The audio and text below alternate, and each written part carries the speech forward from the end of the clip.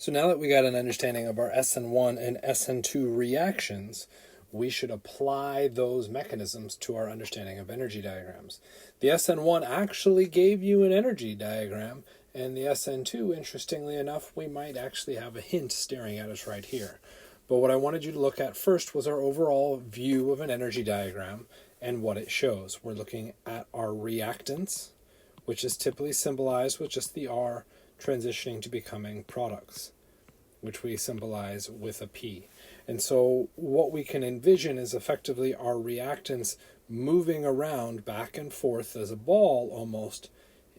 As they get more and more energy, eventually those reactants can clear the barrier to the well that then we would call products. So if they get enough energy, they can clear that barrier and then they fall into the well that is products.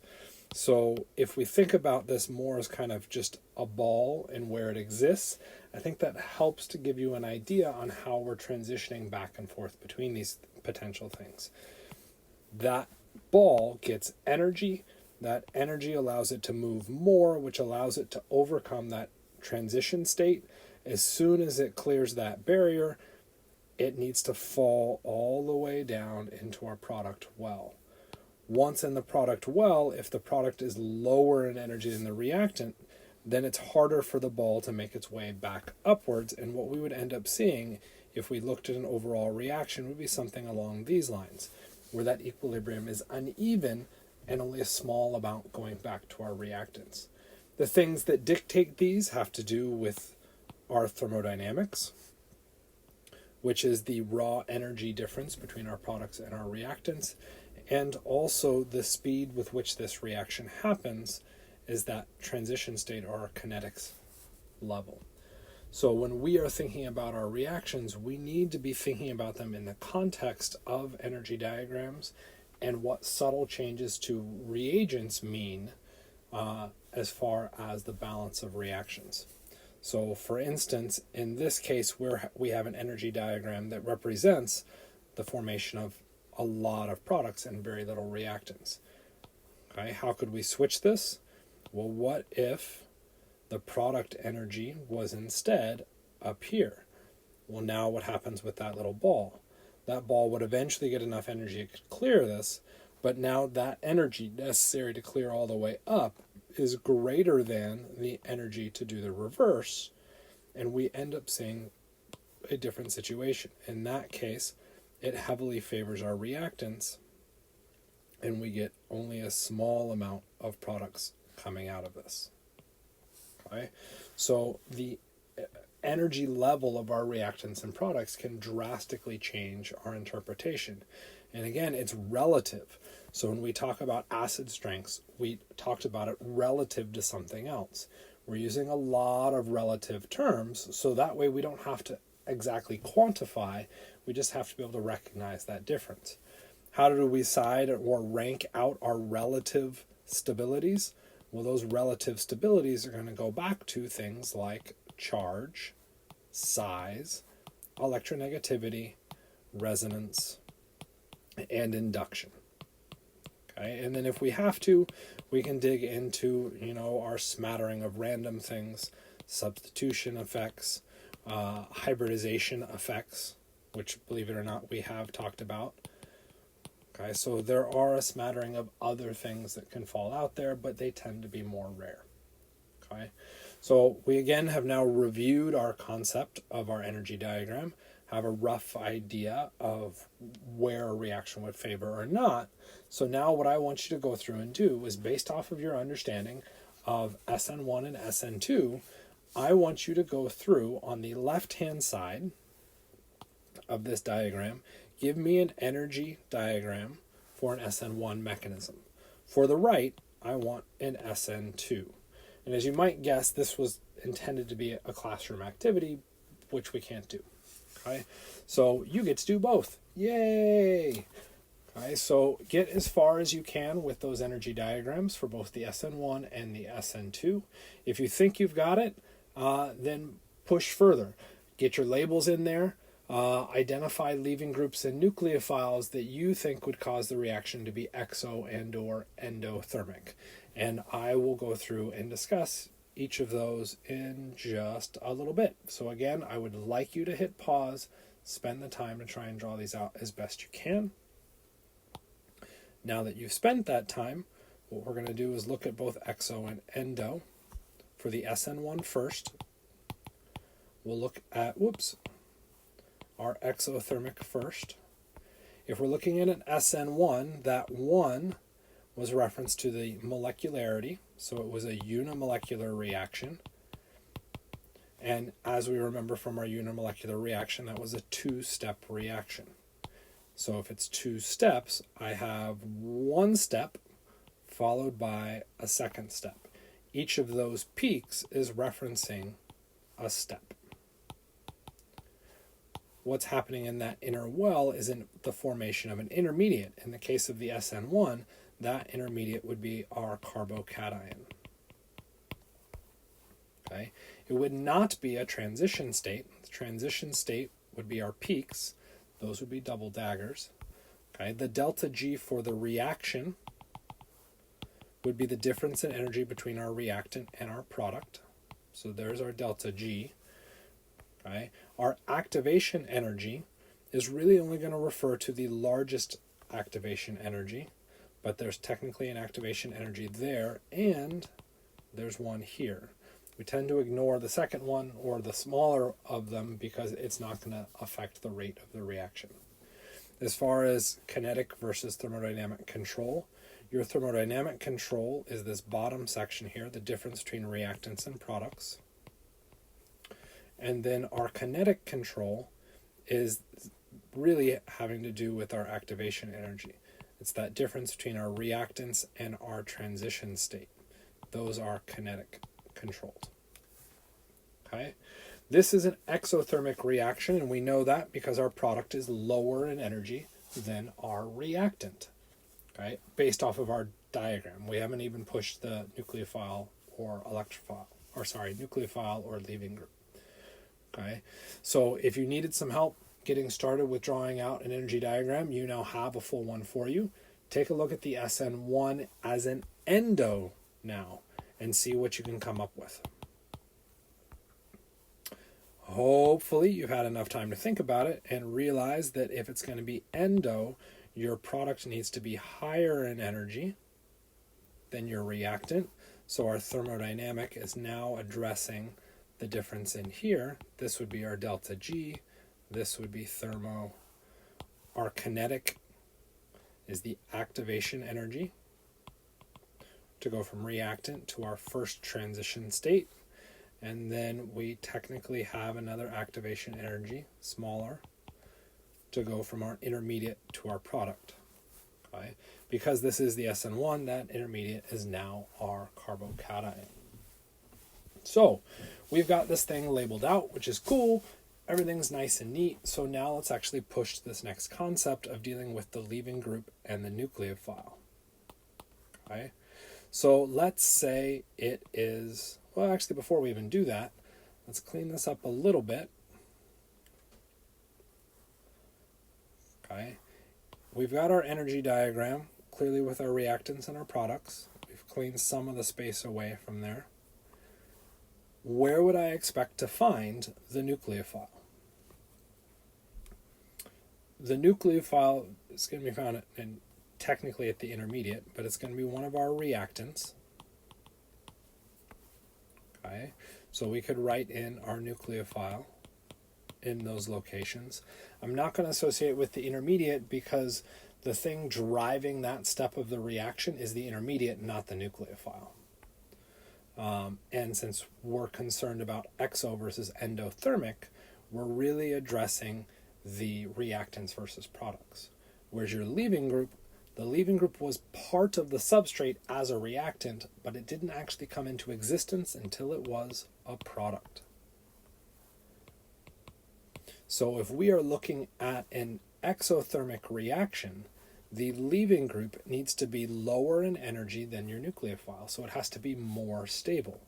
So I could go through and say, well, my leaving group, H2O, would be more stable than a nucleophile of Cn minus. Why would I say that? Well, H2O is neutral and Cn minus is negative. Okay, it's charged. So that would explain that differential. So that could be an example of a exothermic SN1 reaction. If we try to do the endothermic, well, now what happens? The leaving group is higher in energy than our nucleophile. Because it is higher in energy, it must be less stable. So I will pick chloride versus iodide, which is of course going to open up all sorts of cans of worms that we're just going to pretend and ignore. The iodide is more stable than the chloride because the iodide is larger. Okay, and ignore my statements about cans of worms. So we would expect that reaction to potentially be endothermic. Potentially. Okay, and we're looking at it based off of ranking the stability of our nucleophile versus our leaving group. Okay, so with all of that, we've now fully done up SN1, so I'm actually going to leave it to you to figure out the SN2. Okay, why leave it to you to figure out the SN2 entirely on your own? Because that could very easily be a potential for something that I won't say out loud in case you are just listening to the video instead of watching it. Okay, so there you go. So let's look at the repercussions of these. Okay, so one of the things that we addressed as a repercussion had to do with chirality. So if we go through, we're starting with the exact same starting material in both these cases, exact same reagents, and you'll notice now that we're calling one SN1 and the other one SN2. This is forced. This is very forced, because according to what we will study in Chapter 9, or what you've been thinking about, because I've asked you to think about it, is that this substrate should actually undergo SN1, not SN2. Okay? So in this chapter, we get to suspend belief a little bit. You have to do what you are told. Okay? So if we are told that it undergoes an SN1 reaction, the first thing to occur is our leaving group will leave. And as soon as our leaving group has left, we will form a carbocation. Note that what was formerly dashed has now become a solid line. It is now a solid line because we're going from a tetrahedral to a trigonal planar molecule. Why is it trigonal planar? Because it is SP2 hybridized. That p orbital, or that carbocation, is now a p orbital. And that empty p orbital can now react with our iodide. The iodide can come in and react with that p orbital either above the plane of the molecule, and if it reacts above, that iodide would then be aimed at us, so we would show it as a wedge, which then necessarily makes that methyl dashed, or, and technically it's and, that iodine could have come in from the bottom, in which case the iodine would be dashed and our methyl becomes wedged. Because we have a carbocation with equivalent orbital vacancies, both above and below the plane, the iodine can come in from either of those sides. Because there's no preference, both of those species are possible products. Okay? While they're technically not different, they are stereoisomers and officially enantiomers, which means you have to acknowledge that this mechanism results in the formation of those two materials. If we flip this and look at the SN2, well, in the SN2, the iodide comes in and attacks at the exact same instant as the chloride leaves. Okay, so it's all happening at once. The iodide has to be coming in from the backside of that bond, and we talked about the orbital considerations for why that has to be the case, which means the backside of a wedged bond is going to be a dashed bond. So that means the iodide is now dashed. What happens with the rest of it? Well, if it's coming in from the backside, that's going to force the methyl out at us. And in this case, we end up with only one product. The iodide has to come in from the backside. We don't have any choices, and this ends up being the result we get. Okay, so in the SN2 mechanism, I get one product. In the, I said SN2, right? SN2, I get one product. In the SN1, I'm going to get two products. And one of the things that we have to be careful with here is we would get two products if there was a chiral atom. If there's not a chiral atom, it's one product. We have the potential for two products in an SN1. There is only one product possible for the SN2. Okay? This is an issue that we need to be aware of, so that when we look at reactions, if we think there's an SN1, we have to be cognizant enough to acknowledge that that's the mechanism, and that means we get two products instead of one. Okay? This is why that mechanism is important. Okay? So, and this is again why understanding the mechanism is important. One of the things that can help, because this repercussion that's really coming out of it is a big driver, I would argue, in the SN1, is that if we go through and think about that carbocation, okay, if we drew that p orbital on there, we would see, let's see if it shows it, kind of. Whoa. I don't know why Carty decided to show it like this in his book, but what he's showing is that p orbital coming through the sides of that plane. The iodide can come in and place its electrons either into that lobe or the other lobe, which is how we're going to get two possible products. This is why we need to understand atomic theory and atomic orbitals, because how those orbitals exist in a three-dimensional world is how we're getting different products coming out. Okay? So hopefully what this is starting to point out is the whole context of why we studied SN, or why we studied Unit 1 and why we studied in Unit 2. It's all of those structural representations and how they all come together into one giant happy family. Okay? One of the things that we can note here is that if we look at the chirality, we'll end with a product that is R and S. Since we have both, what we end up seeing is an achiral mixture, even though what we started with was chiral. Okay, and what we started with isn't shown there, so we can draw it in. I think this is what we started with. Okay, that was chiral. At the end of the reaction, we end with an achiral mixture because the mechanism resulted in an intermediate that was achiral. Okay, so knowing the mechanism action allows us to predict something about those end products. Okay. Sometimes what we'll reference is the loss of stereochemistry. You'll note when you look at the products, we haven't lost stereochemistry. We just have a mixture that would have no optical activity. So again, we get optical activity coming in, more of those kind of parts of our past units. Right, so we could see this referenced as an achiral product, or an achiral mixture, or zero optical activity. So we want to be thinking of those terms when we apply and run our reactions. What happened with the SN2?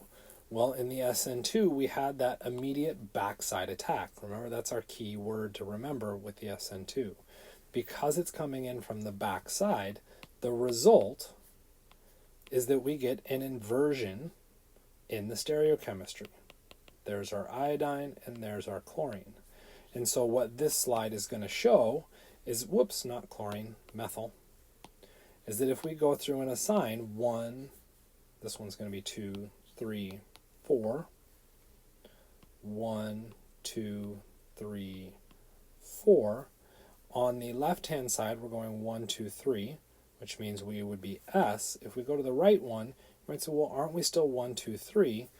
We would be, except that we're looking at it backwards. It's R. So what we're getting is that inversion in stereochemistry.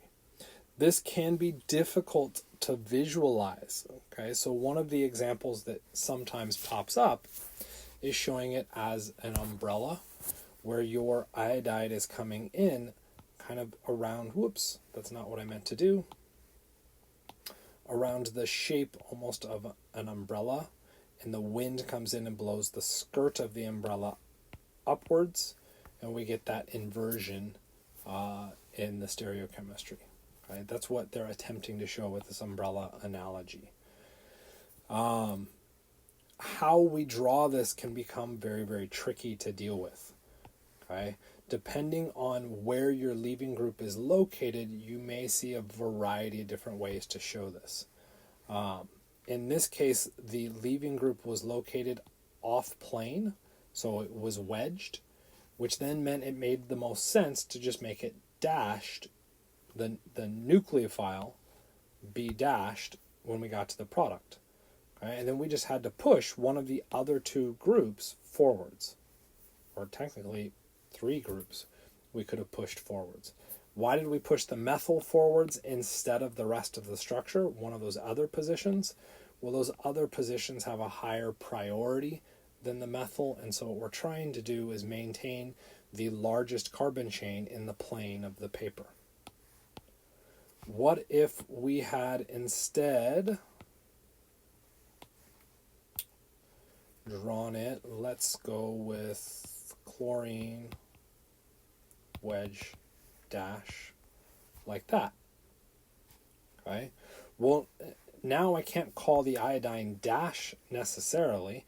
Okay? While it's technically not wrong to make it dashed explicitly, I have to be a little bit more careful about it, because I have to ensure that that iodine is coming in on the back side and that my drawing maintains that. So what I would tend to do is say, well, where's the back side of that chlorine? It's going to be best over here. What does that do to the rest of these groups? Well, that's just going to push them upwards. And note, it doesn't really look like they've changed anything. Okay, they're still both wedged and dashed. But the location of where the iodine is located has made a big, big difference in the end result for our reaction. Okay, so when we're drawing out our products for the SN2, try to do it in the simplest fashion possible. Okay, it is my recommendation that you don't, particularly in this orientation, go through and say, well, I just want the iodine to be dashed because the iodine should be dashed. That's not true. The iodine doesn't have to be dashed. Okay, it could be wedged. Okay, it could be in the plane. Where the nucleophile needs to be is opposite of where the leaving group was. So focus not on wedged or dashed, but opposite leaving group, and then you should be drawing it correctly. Okay, realize also that after the fact, we could always do a sigma bond rotation to make the structure look different and make you bubble in the wrong answer. Okay, so you are still responsible for those extra sigma bond rotations, though they tend to be a little bit less common. Okay. Back and forth here a little bit, and we jump back to our SN1, and we know we're talking about SN1 because we see the word carbocation. And our one-type mechanisms, or our unimolecular mechanisms, will always result in the formation of a carbocation. Okay? So if we were to look at stabilities of our carbocations, we would say the tertiary was more stable than the secondary, more stable than the primary, more stable than the zeroary. So let's say we went through and did a reaction. Would I expect the formation of a primary carbocation? Well, if I'm told that this is SN1, then yes, I absolutely expect that. Okay? But what if I'm told nothing? Okay, well, if I'm told nothing, I do not expect the formation of a zeroary or primary carbocation. These are so unstable that they don't form. Okay? Again, I can tell you, do it. If I tell you to do it, whether or not you like it, you have to do it. Okay? But in the absence of that extra instruction, if you come through a reaction where you think you would be forming a zeroary or a primary carbocation, you are doing the mechanism wrong. Okay? So, that's not a good example to look at because a primary shouldn't form. So let's switch it up and let's make it a secondary. Okay? So if I went through and did this, I'd form a secondary carbocation. Secondary carbocations are stable enough, okay? Which really just means these are the least stable that you can form. Okay, because the zero and primary don't form. For those of you pioneering youngsters that are thinking ahead, that means when thinking of carbocations, we can ignore zeroary and primary. All we have to be concerned about is our tertiary and secondary. Okay, that is a bit misleading, and we'll see why in a second. Okay, so the question 2, or a follow-up here, is what happens if that secondary is near a tertiary? So if we go through and look, here's our secondary carbocation, because it is connected to 2 carbons. Okay, and right now, that purple carbon would be primary, because it's connected to 1, and this green carbon would be secondary. Okay, so there's nothing particularly interesting there, and it certainly doesn't satisfy the question, what happens if a secondary is near a tertiary? So let's make that green one a tertiary. Okay, so if we're going to do that, we got to go back and alter our starting structure. So there we go. We now have a secondary carbocation. And that secondary is near the tertiary. Okay, what can possibly happen? This is where things get exciting. I can take the electrons from a hydrogen and I can shuttle them to that carbocation. What is the result? The result is I now have that hydrogen connected to it. Okay? I still have the original hydrogen. But now what happened to my green dot carbon? Well, that green dot carbon had the electrons in that hydrogen carbon bond removed to stabilize the carbocation, which means my green carbon is now tertiary. Well, tertiary is more stable than secondary. So the instant I form the secondary, I have to be thinking, is there a way that I could do a rearrangement to make a more stable carbocation? Okay, and that's where this near thing comes into play. If it is near, yes, we should be doing that rearrangement. Okay, but what defines near? So hopefully you see that mechanism or that result, because I'm about to delete it all. And we're going to move to a new example that is not quite as near. Okay, there's our chlorine. If we went through and did this as an SN1, what happens now? We still have that carbocation. This is now a secondary carbocation. Okay, the tertiary position, technically out there are quaternary. Let's go ahead and fix that to make it tertiary. Is still out there, so we still have it potentially nearby, but it's a little bit further away. So what if I did that? Now my positive charge would be there, because I've removed those electrons. And then I did that.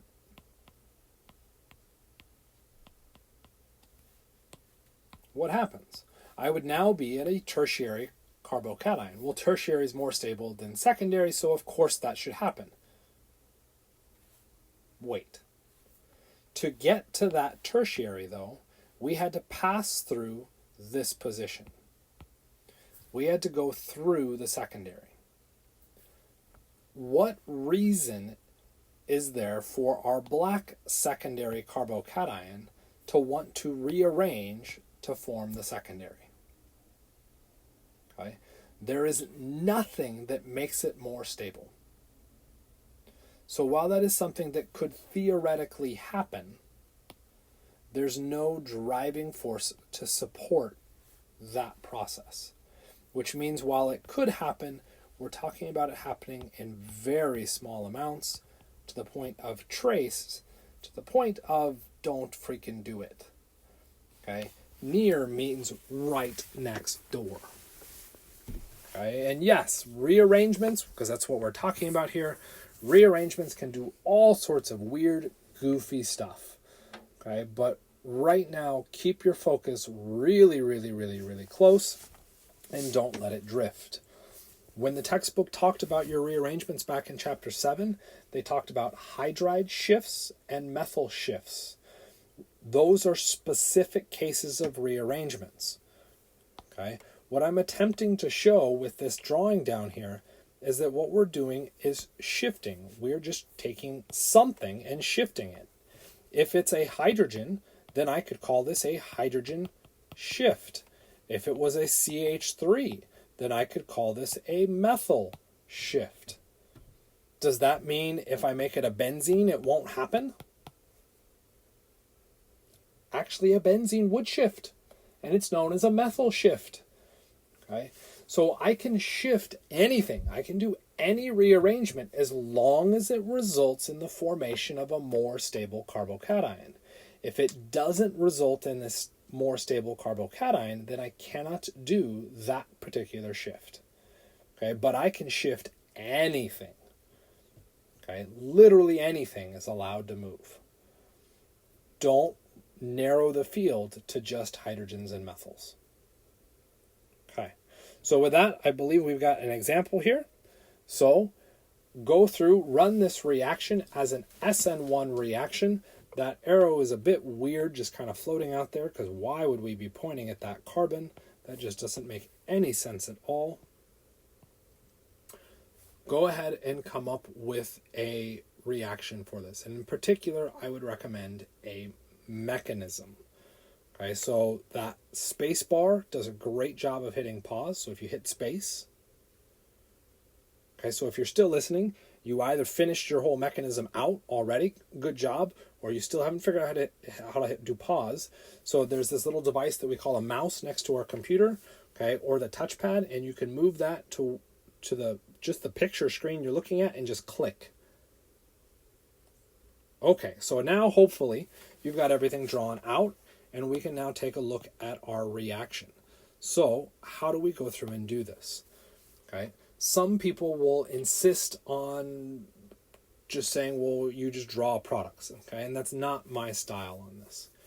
If we're going to focus on mechanisms and how things work, we need to look at these two things and decide where's the most reactive stuff, okay? So let's take a look. We have HOH. Technically, we have two of them. We'll address that in a little bit. And when we look at HOH, we have a partially positive hydrogen and a partially positive or negative oxygen. If we go through and look at the carbon structure, we have a partially positive carbon and a partially negative iodine. Okay, this is showing similar charges on these molecules, so maybe we could be doing a full swap. So now we've got to decide how to go through and do this. I'm being told it's an SN1, so looking at the substrate, I might go through and say that the iodine is likely to steal those electrons. Okay? So if the iodine steals those electrons, that would result in the formation of a carbocation. Cool. Now that I've got a carbocation, what could possibly happen? Well, I do have this partial negative floating over here, and that negative could come in and stabilize that positive.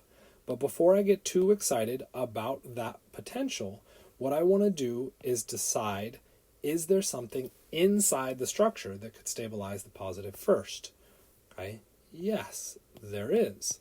That is a secondary carbocation. Secondary carbocations are prone to rearrangements. Could I do a hydride shift? Well, let's try it. Let's see what happens if I do a hydride shift. That hydrogen is now located over at that carbon. We don't forget that there's that hydrogen still. Okay, that carbon now, our red carbon, has now lost electrons, so it should become positively charged. I now have a tertiary carbocation. That is actually more stable than the secondary. Okay, so what does that mean? That I did a good job. Okay, now that I've stabilized that positive charge as much as humanly possible, now I can have that partially negative oxygen come in and share electrons with my positive. The result of that is I now have a new bond between the oxygen and the carbon. This also means that that oxygen is now missing electrons, or not missing electrons, yeah, sort of. That oxygen has a formal positive charge, okay, because it is now started neutral but now shared electrons. So since it does not want to be positive, what it can go through and do is take electrons from a hydrogen nearby. It could just as easily have taken them from that red bond carbon. That's an equilibrium. And the result would be that I would have the oxygen connected at that point. What picked up that extra hydrogen? This is why there were 2 molecules of water, and we would end up forming H3O plus as a secondary material. The end result is that we get the substitution reaction happening, or the nucleophile attaching to the structure at a position that was different than where our leaving group left. Okay, so this is typically thrown at students because what a student will sometimes go through and do is just say, oh, well, there were my positives and negatives, we just do the exchange. Okay, that ends up being invalid because of a rearrangement. Okay. Since we just talked about rearrangements, theoretically, you predicted that rearrangement potential and you're already copacetic with this. Okay? If you just did the substitution, there was a reason we were talking about rearrangements. Okay? So try and use the context clues that we're talking about to help kind of guide you through that. That said, you're all in a crap storm because when it comes to the exam, you won't have those context clues. And so you'll have to be looking at the structure and really be thinking about these things mechanistically as to why and when things would be occurring. Okay? So hopefully that makes sense. You're starting to pick up the ideas behind these. There's the overall reaction. And with that, we'll go ahead and stop this video because this summarizes all of our big complications for our SN1 and SN2.